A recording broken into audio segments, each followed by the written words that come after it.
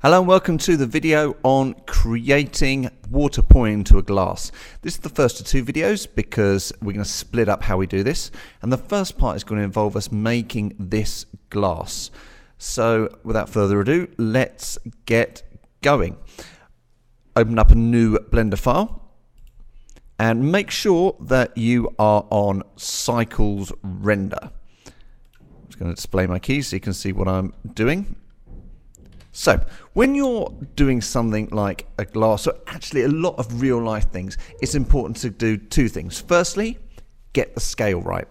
Secondly, it's to have an image to work from, especially with something like a glass when we can do things a lot easier. So let's delete this light and let's get the scale in. If I look over here, I've got all of the different settings. I've got my camera, I've got my render layers, and I've got scene. So, in the scene, you see it's set at the moment. I've already set to centimeters, and that is what you want. It will probably say different presets, centimeters. Okay, and you'll notice it changes. This cube suddenly looks really, really tiny. And we're going to set the unit scale to not 0.01, but 0.1. And all it does is it just scales it in the 3D world, so everything looks roughly the right sort of shape and size. We don't need this cube, clearly, because a glass is more like a cylinder. So when I'm doing something like this, I want to start with the most accurate shape for what I'm doing. So let's go to Create and Cylinder. Now we don't need to worry too much about the size at the moment, because we're going to change that in a minute. So, as I said before, we need a background image. We need a background image to work from to actually draw this over the top. And to get there, I'm going to go to the Properties, the menu over here. There's a little plus sign there. If I click on that, you get all sorts of different things pop out. So you get the Transform menu, Grease Pencil. And if you scroll further down, you will see one called Background Images.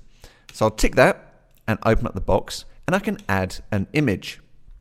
We're going to have it in all views. It's a cylinder, so that's going to be particularly useful, but you can change it to whichever ones you need. And I'm going to open one that I've saved in the student share. So if you come down to W, and it'll open up the whole of the student share folder, and scroll along to Images for Blender. This has got loads of different textures and things that you can use for your scenes. But what we need to use is this glass template. And I'm going to open it, and you're not going to be able to see it because these only really work in orthographic mode. Now, orthographic mode doesn't have perspective, so no matter how far in the distance is, it will not get thinner or shorter. Whereas in perspective, further away, it all goes down into the distance. So to change into orthographic mode, you need to press on the number pad at the far right hand side, 5. And you'll see, no matter how far back you go, every line is the same distance. This isn't particularly help us all that much, being at this angle, almost like an isometric view. So the other number pad keys can get you into certain views. So if I press 1, it goes from the front, 3 from the right, 9 from the left, 7 from the top. And we're going to use 1. So 1 is the front view. If I scale down the cube now, you'll see that picture is behind it. So there we go. We're going to have something that we're going to be able to work off of to actually get our image the correct shape. And that's the most important thing. So I'm going to move it roughly to the right place. And then let's have a look at the size. So I'll scroll back up here to the Transform menu. And this tells me how big this is in real life. If it's 70 centimeters, this is a ridiculously tall glass. So what I'm going to do is I'm actually going to type in the sizes. The height of the glass is the Z-axis because it's up and down. And I know from the website, because I've taken this picture from a website, wineware.co.uk, that this is a 12 centimeters. So I'm going to type 12 cm, 12 centimeter high glass. And I know that its diameter is 6.9 centimeters. 6.9 centimeters. And you'll see that's now really, really tiny. So I'm going to have to make my background image kind of match it. And the way to do that, go back to background image, and you've got some more settings. This one here, the one that says 1 meter, is size of the background image on the orthographic view only.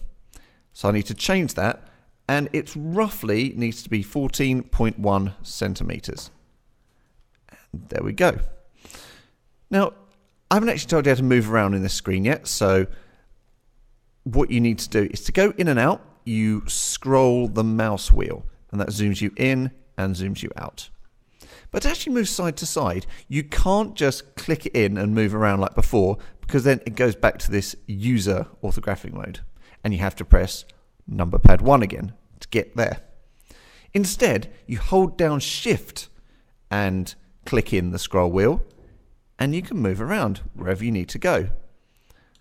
Scroll in with the wheel, hold down Shift, click the scroll wheel, and move it around. And I'm going to put this glass roughly, cylinder roughly into the right place behind the glass. There we go. Now we can't see it at the moment, so it's going to be really, really hard for us to actually model what we're doing. So I'm going to go into that mode that lots of you got confused about when you first started, wireframe mode. If I press Z on the keyboard, I get to wireframe mode and I can see all of the lines, and you can see it's pretty much in the right place. Obviously you can change to wireframe and solid and everything like that here, but Z is the shortcut. And what we're going to do is we're going to create a lot of loop cuts in this shape. If I do Control and R, sorry, return back again, you need to go to edit mode to the loop cut. So go to edit mode, where you can actually move all of the different bits. But you know, we're never going to be able to create this shape without more geometry, without more vertices. So I'm going to create some loop cuts. Control R, and I scroll the mouse wheel forward, gives me more and more loop cuts. I don't want too many, but this should be enough for now. And I'm going to left click. And it's given me that many. It's not put them in position yet. I can still move them around. If I left click again, they're actually part of my mesh now. They're part of what is going to become this glass. And all I need to do, if I move around, holding down Shift and pushing in the scroll wheel, and then scroll in, I need to just select this bottom section. Make sure you don't have everything else selected, so you might want to right click somewhere first. I'm going to go to Edge Select, hold down Alt, so next to the Windows key and space, and I right click, and it's actually going to select the whole loop. If you had to do them step by step, one by one, we couldn't do it from this view. It would take forever. So this is a really quick way of selecting a whole loop. Once I've selected this whole loop, I'm going to scale it in so it's roughly the same size as the base. I can move it up and everything if I need to. And then I keep going. I'm going to Alt and right click on the next one. I'll move this one down a bit and scale it in. So it matches roughly where everything is.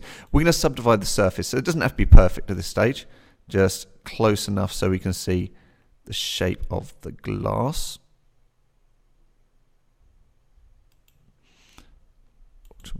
Alt and right click there, move it down a bit, Z-axis, okay. Scale it in. Make sure that you are working on the Z-axis, not the X and Y, otherwise things are going to be out of position. So we've got quite a few ones there.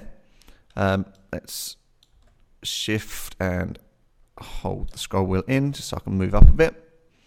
Alt and right click, move it down a bit.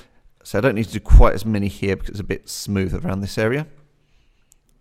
Scale it in.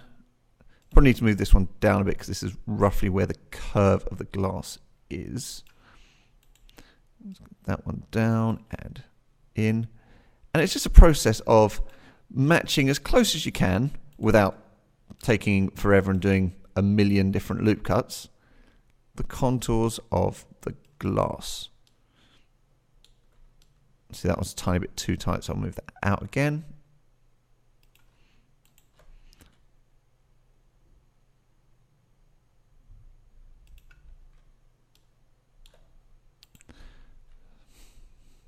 And then eventually we'll get to the top.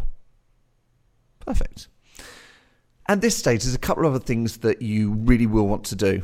I'm going to create a couple more loop cuts, so Control and R.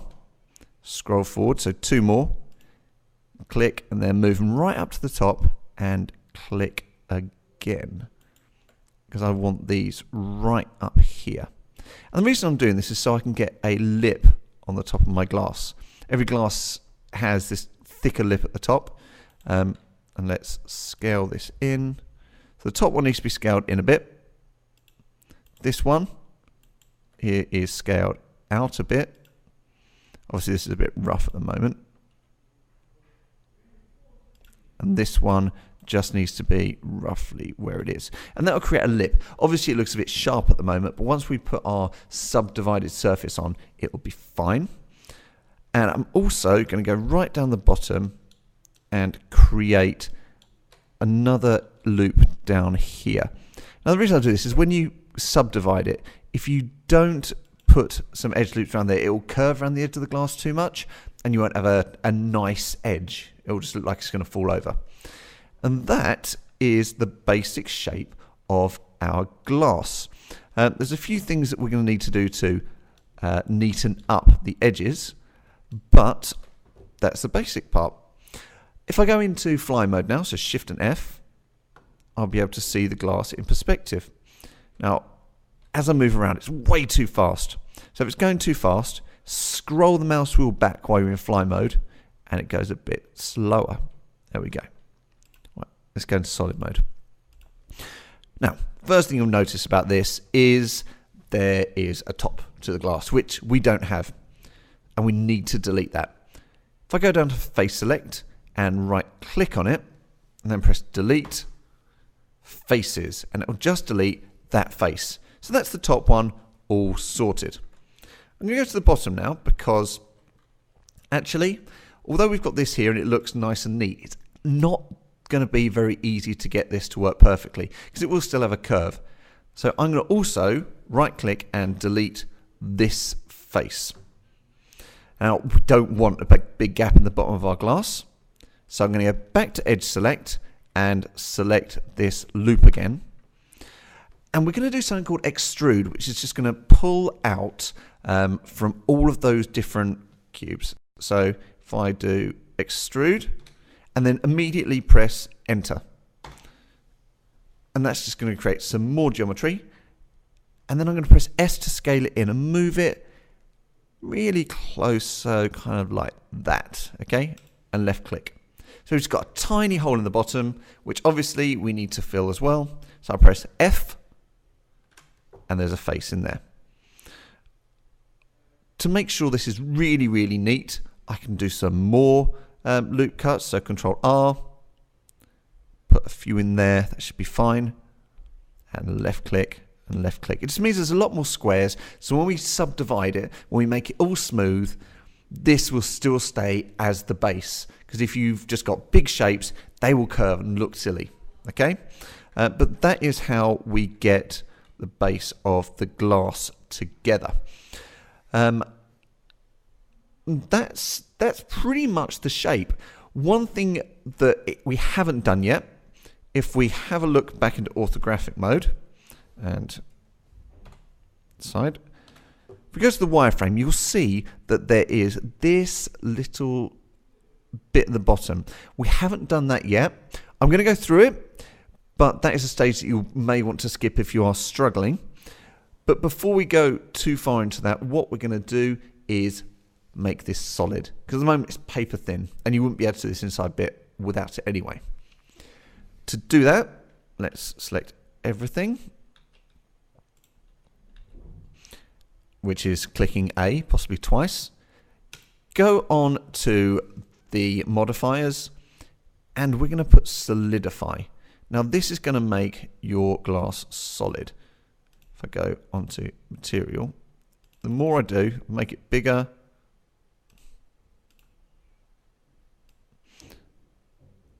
See, it's making the shape larger, it's making it solid through and through. And what we need to do is do this 0.5 millimeters. Okay, that is the setting we need to do, 0.5 millimeters. It's not always easy to see the way it's going, but that will create what we need. So when I go into this mode, try and stay in orthographic yourself. This is just to show you what's going on. If we have a look now, everything is just a bit thicker. It's got some size, and it means that when we pour the water in it, it's not going to clip through the edges. Okay, so back to orthographic, 5:1. And there we are. So I said that I was going to show you the tricky bit about making the inside move. To do this, I need to apply the solidify. Just need to do an object mode. And I should have a couple of versions of what's going on. So what I'm doing here is I'm doing the loop select, so holding down Alt and also holding down Shift. So I select all of the bottom part. Not quite doing that right. It's a bit fiddly, this bit.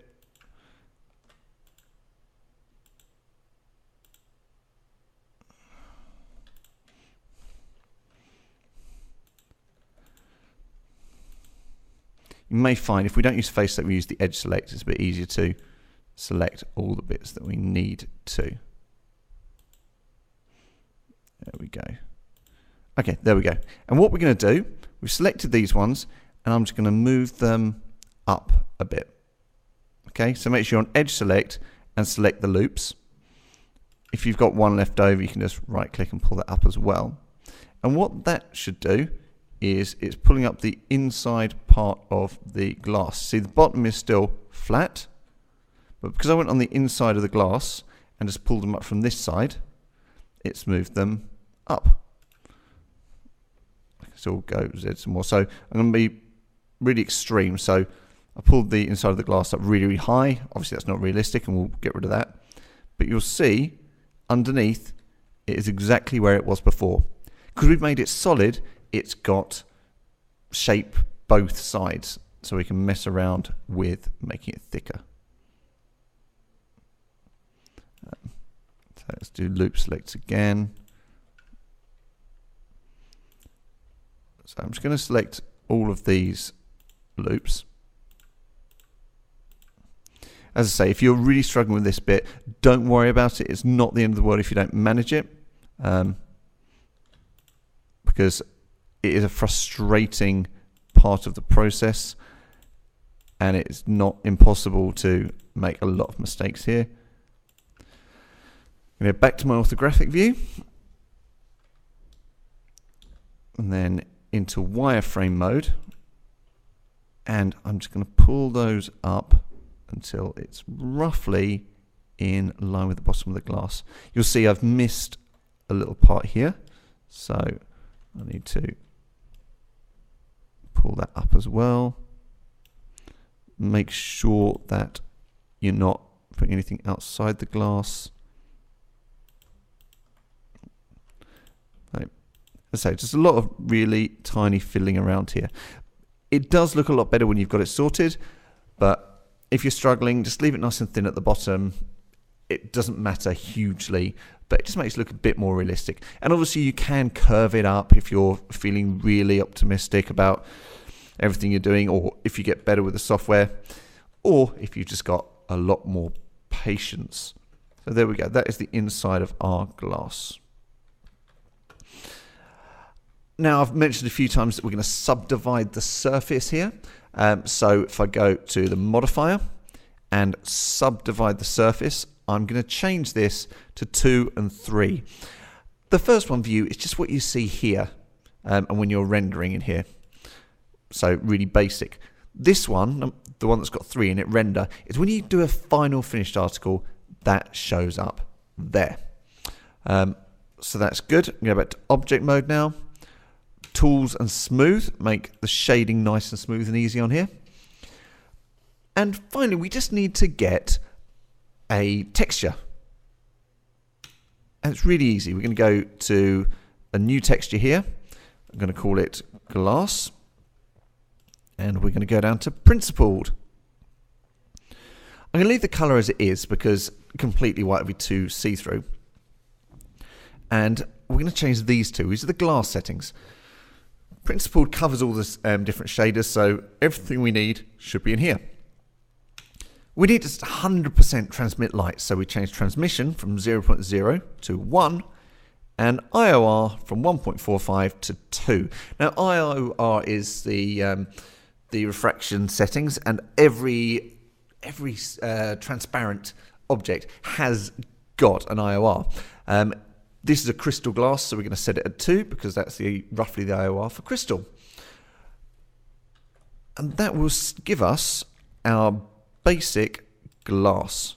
And you see it? There we go. It's got a shape, it's got a bit of colour to it because it's not completely white. You can see where I've messed around with getting the base because it's curved inside there. All sorts of things like that. The last things we need to do are a plane for it to sit on and a plane for some light. So the plane for it to sit on, nice and easy, create a plane. Probably need to make it a bit smaller because the basic one's a bit large for this. And then just make sure, possibly go into orthographic and side view for this, make sure that it's just in line with there. Perfect. So orthographic is 5 and that view is 1. Go to fly mode. And as several of the ones before, principled, this is completely metallic. Let's make it a little bit grey silvery. And we're going to put a bit of roughness on it so it's not a complete mirror. And we're going to go for 0.4 on the roughness there. Let's have a look at this. Rendered. Good. The one thing we're really missing out on here is a light source. And we're actually going to create another plane for this. So if I do another plane, make it nice and small, rotate it on, for me it's the x-axis, 90 degrees, and move it into place. Normally we would be setting up an emission, and that's exactly what we're doing here. So emission, but instead of changing the color and the strength, we're going to put an image texture in. I open it up and I go to images for Blender again and glow. This isn't going to work straight away, but this is going to make it emit whatever color is in this picture. But if I go to rendered view, it's still black because I need to tell Blender which sides to put the picture on. And it's really easy to do that.